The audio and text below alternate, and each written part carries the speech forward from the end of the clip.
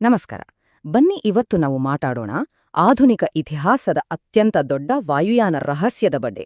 ಇದು ಕೇವಲ ಒಂದು ವಿಮಾನದ ಕಥೆಯಲ್ಲ. ಇದು ಇವತ್ತಿನ ಮುಂದುವರಿದ ತಂತ್ರಜ್ಞಾನದ ಕಾಲದಲ್ಲೂ ಬಗೆಹರಿಯದೆ ಉಳಿದಿರುವ ಒಂದು ದೊಡ್ಡ ಸವಾಲು.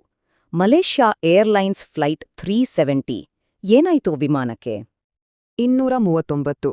ಇದು ಕೇವಲ ಒಂದು ಸಂಖ್ಯೆಯಲ್ಲ. ಇದರ ಹಿಂದೆ 239 ಜೀವಗಳಿದ್ವು, 239 ಕುಟುಂಬಗಳ ಕನಸುಗಳಿದ್ವು. ಆ ಒಂದು ರಾತ್ರಿ ಆ ವಿಮಾನದೊಳಗಿದ್ದ ಪ್ರತಿಯೊಬ್ಬರಿಗೂ ಏನಾಯ್ತು ಅನ್ನೋ ಪ್ರಶ್ನೆ ಇವತ್ತಿಗೂ ನಮ್ಮೆಲ್ಲರನ್ನೂ ಕಾಡುತ್ತಲೇ ಇದೆ. ಯೋಚನೆ ಮಾಡಿ, ಇದುವೇ $1,000,000 ಪ್ರಶ್ನೆ ಅಲ್ವಾ? ಇವತ್ತಿನ ಜಗತ್ತಿನಲ್ಲಿ ಪ್ರತಿಯೊಂದು ಕ್ಷಣವನ್ನೂ ಟ್ರ್ಯಾಕ್ ಮಾಡೋ ತಂತ್ರಜ್ಞಾನ ನಮ್ಮ ಕೈಯಲ್ಲಿದೆ.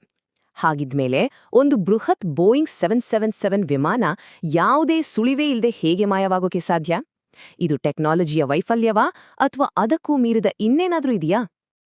ಈ ರಹಸ್ಯದ ಗಂಟು ಬಿಚ್ಚಬೇಕಂಡ್ರೆ ನಾವು ಮೊದಲು ಸಮಯವನ್ನೇ ಸ್ವಲ್ಪ ಹಿಂದಕ್ಕೆ ತಿರುಗಿಸ್ಬೇಕು. ಆ ವಿಮಾನ ಕಣ್ಮರೆಯಾಗುವ ಕೊನೆ ಕ್ಷಣಗಳಲ್ಲಿ ನಿಜವಾಗಿಯೂ ನಡೆದಿದ್ದೇನು? ನಮಗೆ ಖಚಿತವಾಗಿ ಗೊತ್ತಿರೋ ಸಂಗತಿಗಳೇನು? ಬನ್ನಿ ಒಂದೊಂದಾಗಿ ನೋಡೋಣ. ಎಲ್ಲವೂ ಶುರುವಾಗಿದ್ದು ಮಾರ್ಚ್ 8, 2014ರಂದು. ಕೋಲಾಲಂಪೂರ್ನಿಂದ ಬೀಜಿಂಗ್ಗೆ ಹೊರಟಿದ್ದ ಮಲೇಷಿಯಾ ಏರ್ಲೈನ್ಸ್ ಫ್ಲೈಟ್ MH370. ನೋಡಕ್ಕೆ ಇದೊಂದು ಮಾಮೂಲಿ ರಾತ್ರಿಯ ಪ್ರಯಾಣದಂತಿತ್ತು. ಆದ್ರೆ ಆ ಪ್ರಯಾಣವು ಇತಿಹಾಸದ ಪುಟಗಳಲ್ಲಿ ಅತಿ ದೊಡ್ಡ ರಹಸ್ಯವಾಗಿ ಉಳಿದುಬಿಡುತ್ತೆ ಅಂತ ಆಗ ಯಾರಿಗೂ ಗೊತ್ತಿರಲಿಲ್ಲ. ಈ ಟೈಮ್ಲೈನ್ನ ಸ್ವಲ್ಪ ಗಮನವಿಟ್ಟು ನೋಡಿ. ಮಧ್ಯರಾತ್ರಿ 1:19ಕ್ಕೆ ಪೈಲಟ್ ಕಡೆಯಿಂದ ಒಂದು ಮೆಸೇಜ್ ಬರುತ್ತೆ, ಗುಡ್ ನೈಟ್. ಅಷ್ಟೇ, ಎಲ್ಲವೂ ಸರಿಯಾನಿದೆ ಅಂತ ಎಲ್ಲರೂ ಅನ್ಕೊಂಡಿದ್ರು. ಆದ್ರೆ 2 ನಿಮಿಷ, ಕೇವಲ 2 ನಿಮಿಷದಲ್ಲಿ ವಿಮಾನದ ಟ್ರಾನ್ಸ್ಪಾಂಡರ್ ಅಂದ್ರೆ ವಿಮಾನ ಎಲ್ಲಿದೆ ಅಂತ ನೆಲಕ್ಕೆ ತಿಳಿಸೋ ಸಾಧನ ಆಫ್ ಆಗುತ್ತೆ. ಆಮೇಲೆ ಏನಾಯ್ತು ಗೊತ್ತಾ? ಮಿಲಿಟರಿ ರೇಡಾರ್ ಪ್ರಕಾರ ವಿಮಾನ ತನ್ನ ದಾರಿಯನ್ನೇ ಬದಲಿಸಿ ಎಲ್ಲೋ ಹೊರಟೋಗೋಗುತ್ತೆ. ಅಷ್ಟೇ ಅಲ್ಲ, ಅದು ಮತ್ತೆ 7 ಗಂಟೆಗಳ ಕಾಲ ಹಾರಾಟ ಮುಂದುವರೆಸಿದೆ ಅಂತ ಸ್ಯಾಟಲೈಟ್ ಡೇಟಾ ಹೇಳುತ್ತೆ. ಇದು ಹೇಗೆ ಸಾಧ್ಯ? ವಿಮಾನ ಕಳೆದು ಹೋಗಿದೆ ಅನ್ನೋ ಸುದ್ದಿ ಕಾಳ್ಗಿಚ್ಚಿನಂತೆ ಹಬ್ಬುತ್ತಿದ್ದ ಹಾಗೆ ಇತಿಹಾಸದಲ್ಲೇ ಅತ್ಯಂತ ದೊಡ್ಡ ಮತ್ತು ಕಷ್ಟಕರವಾದ ಶೋಧ ಕಾರ್ಯಾಚರಣೆ ಶುರುವಾಯಿತು. ಜಗತ್ತಿನ ಹಲವಾರು ದೇಶಗಳು ಒಟ್ಟಾಗಿ ಆ ವಿಶಾಲ ಸಾಗರದ ಆಳದಲ್ಲಿ ಉತ್ತರವನ್ನು ಹುಡುಕೋಕೆ ಹೊರಟ್ವು. ಇದರ ಪ್ರಮಾಣವನ್ನು ಒಂದು ಕ್ಷಣ ಊಹಿಸಿಕೊಳ್ಳಿ. $100 ಮಿಲಿಯನ್ ಖರ್ಚು, ಸಾವಿರಾರು ಗಂಟೆಗಳ ಕಾಲ, 100 ಜನರ ಶ್ರಮ. ಇದು ಏವಿಯೇಷನ್ ಹಿಸ್ಟ್ರಿಯಲ್ಲೇ ಅತ್ಯಂತ ದುಬಾರಿ ಸರ್ಚ್ ಆಪರೇಷನ್ ಆಗಿತ್ತು. ಆದ್ರೆ ಇಷ್ಟೆಲ್ಲ ಪ್ರಯತ್ನಗಳ ನಂತರವೂ ಕೊನೆಗೆ ಸಿಕ್ಕಿದ್ದೇನು ಗೊತ್ತಾ? ಬಹುತೇಕ ಏನೂ ಇಲ್ಲ. ಇದು ತನಿಖಾ ತಂಡಗಳಿಗೆ ದೊಡ್ಡ ಆಘಾತವನ್ನು ನೀಡಿತ್ತು. ಮೊದಲು ಎಲ್ಲರೂ ಹುಡುಕಿದ್ದು ಸೌತ್ ಚೈನಾ ಸಮುದ್ರದಲ್ಲಿ.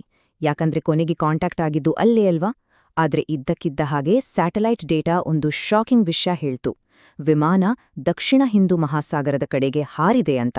ಇಡೀ ಶೋಧದ ದಿಕ್ಕೇ ಬದಲಾಗಿ ಹೋಯಿತು. ವರ್ಷಗಳ ಕಾಲ ಹುಡುಕಿದ್ಮೇಲೆ ಆಫ್ರಿಕಾದ ತೀರದಲ್ಲಿ ವಿಮಾನದ 1-2 ತುಣುಕುಗಳು ಸಿಕ್ಕುವು. ಆದ್ರೆ ವಿಮಾನದ ಮುಖ್ಯ ಭಾಗ ಮತ್ತು ಅದರಲ್ಲಿನ ಜನರ ಗತಿನೇನಾಯ್ತು ಅನ್ನೋ ಪ್ರಶ್ನೆಗೆ ಉತ್ತರ ಸಿಗ್ಲೇ ಇಲ್ಲ. ಸತ್ಯ ಸಿಗದೇ ಇದ್ದಾಗ ಕಲ್ಪನೆಗಳು ರೆಕ್ಕೆ ಬಿಚ್ಚೋಕೆ ಶುರು ಮಾಡುತ್ತೆ ಅಲ್ವಾ? ಹಾಗೇನೆ ಇಲ್ಲೂ ಆಯ್ತು. ಹಾಗಾದ್ರೆ ಬನ್ನಿ, ಈ ರಹಸ್ಯದ ಸುತ್ತ ಹೆಣೆದುಕೊಂಡಿರುವ 4 ದೊಡ್ಡ ಥಿಯರಿಗಳನ್ನ ಒಂದೊಂದಾಗಿ ನೋಡೋಣ. ಇದರಲ್ಲಿ ಯಾವುದು ಸತ್ಯಕ್ಕೆ ಹತ್ತಿರ ಇರಬಹುದು? ಮೊದಲನೇ ಥಿಯರಿ ಕೇಳೋಕೆ ಸ್ವಲ್ಪ ಕಷ್ಟ ಅನ್ಸ್ಬೋದು. ಅದು ಪೈಲಟ್ ಮೇಲೇನೇ ಅನುಮಾನ.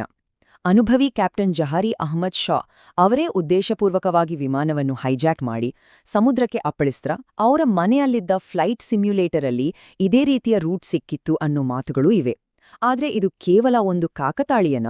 ಇದನ್ನ ಸಾಬೀತು ಮಾಡೋಕೆ ಯಾವುದೇ ಗಟ್ಟಿ ಸಾಕ್ಷ್ಯ ಇಲ್ಲ. ಎರಡನೇ ಸಾಧ್ಯತೆ ಮೆಕ್ಯಾನಿಕಲ್ ಫೇಲಿಯರ್. ಅಂದ್ರೆ ವಿಮಾನದಲ್ಲಿ ಇದ್ದಕ್ಕಿದ್ದ ಹಾಗೆ ಬೆಂಕಿ ಹೊತ್ಕೊಂಡು ಕಮ್ಯುನಿಕೇಷನ್ ಸಿಸ್ಟಮ್ ಎಲ್ಲ ಹಾಳಾಗಿರಬಹುದಾ? ಇರಬಹುದು. ಆದ್ರೆ ಇಲ್ಲೊಂದು ದೊಡ್ಡ ಪ್ರಶ್ನೆ ಇದೆ. ತೀವ್ರ ತಾಂತ್ರಿಕ ತೊಂದರೆಯಲ್ಲಿದ್ದ ಒಂದು ವಿಮಾನ ಹೇಗೆ ಗಂಟೆಗಳ ಕಾಲ ಅಷ್ಟು ಸ್ಥಿರವಾಗಿ ನಿಯಂತ್ರಣದಲ್ಲಿ ಹಾರೋಕೆ ಸಾಧ್ಯ? ಈ ಪ್ರಶ್ನೆಯೇ ಈ ಥಿಯರಿಯನ್ನು ಸ್ವಲ್ಪ ಅನುಮಾನದಿಂದ ನೋಡುವಂತೆ ಮಾಡುತ್ತೆ. ಮೂರನೇ ಥಿಯರಿ ಹೈಜಾಕ್. ಯಾರಾದ್ರೂ ಟೆರರಿಸ್ಟ್ಗಳು ವಿಮಾನವನ್ನ ತಮ್ಮ ಕಂಟ್ರೋಲ್ಗೆ ತಗೊಂಡ್ರಾ? ಆದ್ರೆ ಸಾಮಾನ್ಯವಾಗಿ ಹೈಜಾಕ್ ಆದ್ರೆ ಏನಾಗತ್ತೆ? ಹೈಜಾಕರ್ಗಳು ತಮ್ಮ ಬೇಡಿಕೆಗಳನ್ನ ಇಡ್ತಾರೆ ಅಥವಾ ಅಕೃತ್ಯದ ಜವಾಬ್ದಾರಿ ಹೊತ್ಕೊಳ್ತಾರೆ.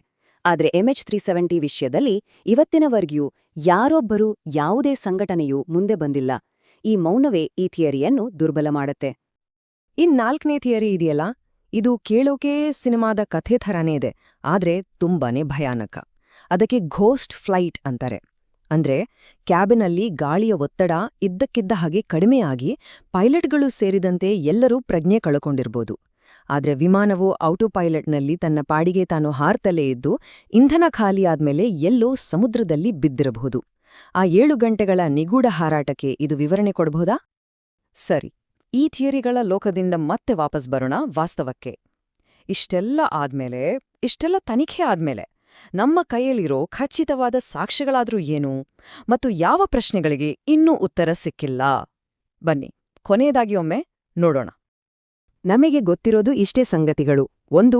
ವಿಮಾನ ಕಾಂಟ್ಯಾಕ್ಟ್ ಕಳೆದುಕೊಂಡ ಮೇಲೂ ಸುಮಾರು 7 ಗಂಟೆಗಳ ಕಾಲ ಹಾರಿದೆ. 2. ಅದು ಹೋಗ್ಬೇಕಿದ್ದ ದಾರಿಯಲ್ಲಿ ಹೋಗಿಲ್ಲ, ಸಂಪೂರ್ಣವಾಗಿ ಬೇರೆ ಕಡೆಗೆ ತಿರುಗಿದೆ. 3. ಅದರ ಒಂದೆರಡು ತುಣುಕುಗಳು ಸಾವಿರಾರು ಕಿಲೋಮೀಟರ್ ದೂರದಲ್ಲಿ ಸಿಕ್ಕಿವೆ. ಅಷ್ಟೇ. ಆದ್ರೆ ಮುಖ್ಯವಾದ ಪ್ರಶ್ನೆಗಳು ಅಂದ್ರೆ ವಿಮಾನದ ಮುಖ್ಯ ಭಾಗ ಮತ್ತು ಅದರಲ್ಲಿ ಪ್ರಯಾಣಿಸ್ತಿದ್ದ 239 ಜನರ ಅಂತಿಮ ಗತಿ ಏನಾಯ್ತು ಅನ್ನೋದು ಇವತ್ತಿಗೂ ಒಂದು ನಿಗೂಢ ರಹಸ್ಯವಾಗಿಯೇ ಉಳಿದಿದೆ. ಮತ್ತು ಕೊನೆಗೆ ಇದು ಅಧಿಕೃತ ತೀರ್ಮಾನ. 2018ರಲ್ಲಿ ಮಲೇಷ್ಯಾ ಸರ್ಕಾರವೇ ತನ್ನ ಅಂತಿಮ ವರದಿಯನ್ನು ಬಿಡುಗಡೆ ಮಾಡಿ ಕೈಚೆಲ್ಲಿತು. ಅದರಲ್ಲಿನ ಒಂದೇ ಒಂದು ವಾಕ್ಯ ಈ ಇಡೀ ತನಿಖೆಯ ಸಾರಾಂಶವನ್ನು ಹೇಳುತ್ತೆ. ಕಣ್ಮರೆಗೆ ಕಾರಣವನ್ನು ನಿರ್ಧರಿಸಲು ಸಾಧ್ಯವಿಲ್ಲ. ಜಗತ್ತಿನ ಅತಿದೊಡ್ಡ ತನಿಖೆಯ ಅಂತ್ಯ ಹೀಗಿರಬೇಕಿತ್ತಾ? ಮೂಲ ಪ್ರಶ್ನೆಗೆ ಉತ್ತರವೇ ಸಿಗಿಲ್ಲ. ಆದರೆ ಕಥೆ ಇಲ್ಲಿಗೆ ನಿಂತಿಲ್ಲ. ಆ ಉತ್ತರವನ್ನು ಹುಡುಕೋ ಪ್ರಯತ್ನ ಇನ್ನೂ ಜೀವಂತವಾಗಿದೆ. ಓಷನ್ ಇನ್ಫಿನಿಟಿಯಂತಹ ಖಾಸಗಿ ಕಂಪನಿಗಳು ಅತ್ಯಾಧುನಿಕ ರೋಬೋಟಿಕ್ ಟೆಕ್ನಾಲಜಿ ಬಳಸಿ ಇವತ್ತಿಗೂ ಆ ಮಹಾಸಾಗರದ ಆಳದಲ್ಲಿ ಶೋಧವನ್ನು ಮುಂದುವರೆಸಿವೆ. ಎಂದಾದರೊಂದು ದಿನ ಅವರಿಗೆ ಯಶಸ್ಸು ಸಿಗಬಹುದೇ? ಹಾಗಾದ್ರೆ ಕೊನೆಯದಾಗಿ ಈ ಒಂದು ಪ್ರಶ್ನೆ ನಮ್ಮೆಲ್ಲರನ್ನೂ ಕಾಡುತ್ತೆ. ಒಂದು ದಶಕದ ಮನುಷ್ಯ ಪ್ರಯತ್ನಕ್ಕೆ $100 ಮಿಲಿಯನ್ ಖರ್ಚಿಗೂ ಸಿಗದ ಉತ್ತರವನ್ನು ಭವಿಷ್ಯದ ತಂತ್ರಜ್ಞಾನ ಎಂದಾದ್ರೂ ಭೇದಿಸಬಲ್ಲದೆ? MH-37 ಕಣ್ಮರೆಯು ಕೇವಲ ಒಂದು ವಿಮಾನ ದುರಂತವಲ್ಲ, ಅದು ನಮ್ಮ ತಿಳುವಳಿಕೆಯ ಮಿತಿಯನ್ನು ಮತ್ತು ಪ್ರಕೃತಿಯ ಅಗಾಧತೆಯನ್ನು ಸದಾ ನೆನಪಿಸುವ ಒಂದು ಸವಾಲು.